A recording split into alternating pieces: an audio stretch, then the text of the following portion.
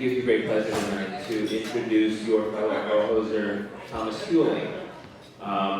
Thomas was coached by myself and Jen, and he will be giving a speech titled Bridging Two Worlds. Please join me in welcoming Thomas Huling.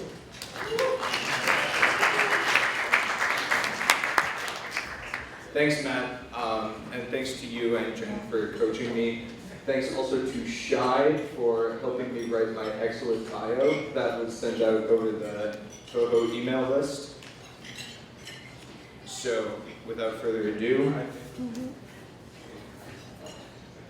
I was 16 years old when I began looking for my first job. It wasn't an easy process, and I spent several months filling out applications. Finally, a few months after my 17th birthday, I was offered my first interview, and after a brief conversation with my interviewer, my first job as well. I spent brief periods of time working other jobs or not working at all, but I've always returned to the same place I started, and I will do so again this summer. That place is the McDonald's in Buffalo, Minnesota. Here at Harvard, McDonald's is an important part of my identity. At McDonald's, some of my coworkers refer to me simply as Harvard. Hey Harvard, can you fill the shake machine? Hey Harvard, how does a smart person forget to start a timer on cookies? The idea is that these two institutions have little in common beyond their massive reserves of money, and that the people who are a part of them belong to different worlds. The single greatest lesson I have learned in 4 years at McDonald's and 3 years here is how very wrong this idea is. Harvard students are viewed as existing on a higher plane than society at large. McDonald's employees are seen as existing on a lower one. What would surprise many people is how very similar some of my classmates are to some of my coworkers. The stereotype of the lazy fast food worker is entirely false. In fact, in my experience, the only way in which the so-called academic pressure cooker at Harvard is more stressful than the work environment at McDonald's is that at McDonald's you leave the stress behind you when you walk out of the restaurant for the day. It is not lazy high school students who want a meaningless source of income who work in fast food. It's ambitious students who want to graduate high school with work experience and savings, who are often on track for a promotion to management even before they finish high school. It's women well past retirement age, pouring coffee for people every morning to earn a little bit of extra money and have a way to pass the time. It's a 20-something trying to pay for college, or a single mother with 2 other jobs trying to pay for rent. In no instance are any of these people fundamentally different from us. At the deepest level, each of us wants the same thing as all of my coworkers: a path forward, a comfortable life, a resolution to the struggles of the moment. Our struggles may be different from theirs, or they may not. But the experience of struggle, the ambition and drive to overcome it, these are common to all of us, to all people. We are, all of us, living different iterations of the American dream, seeking different kinds of success, believing that our hard work will earn us a better life. Now, here at Harvard, we preach inclusivity and we try to walk the walk. This room is filled with people from all over the world and the political spectrum, of varying beliefs, sexualities, and genders. But something about our stories is fundamentally similar.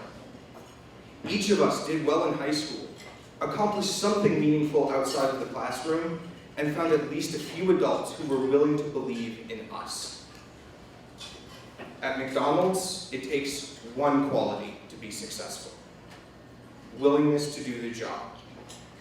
Those who are willing to work inside the restaurant are given the support they need to be successful outside of it. Whether it's giving a high school student a day off to have her hair done for her senior prom, or giving someone with legal troubles a day off so he can appear in court, or giving a shift manager 8 months of leave a year so he can attend Harvard, I have seen accommodations made for almost anyone who performed well. It is this that is at the heart of the American promise, that those who decide to be successful and work to attain that success will be supported. If only all of America shared my respect for my coworkers. How many times have we heard comments made disparaging McDonald's employees? How many times throughout high school were we told that if we went to college, we wouldn't have to spend our lives working at McDonald's? How many politicians, professors, neighbors, friends, family members, and complete strangers have you heard making such comments? And how many times have each of us been guilty of making them ourselves? The idea that fast food employees are beneath us is common in our society.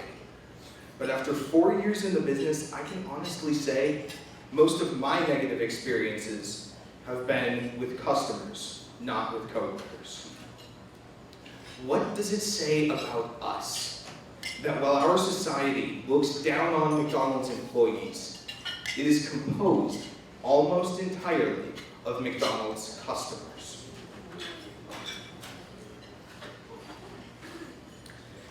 Through some combination of luck, skill, and hard work, I have achieved much of the success I've been struggling for. Promotion at my job, acceptance to my first choice college, and between the two, the ability to graduate without debt. In doing so, I have bridged what is commonly seen as two worlds, that of Harvard students and that of McDonald's workers. But the single greatest lesson I've learned is that these worlds are not separate at all. And in stereotyping, we have lost sight of our common humanity. We all face unique personal challenges, and we all seek to overcome them. We all make the choices we believe are best for us, and we all work to move forward from those choices. We all cherish our goals and ambitions, whatever they may be. And all of us, McDonald's workers and Harvard students alike, share the drive to attain them. We are not so different after all. Thank you.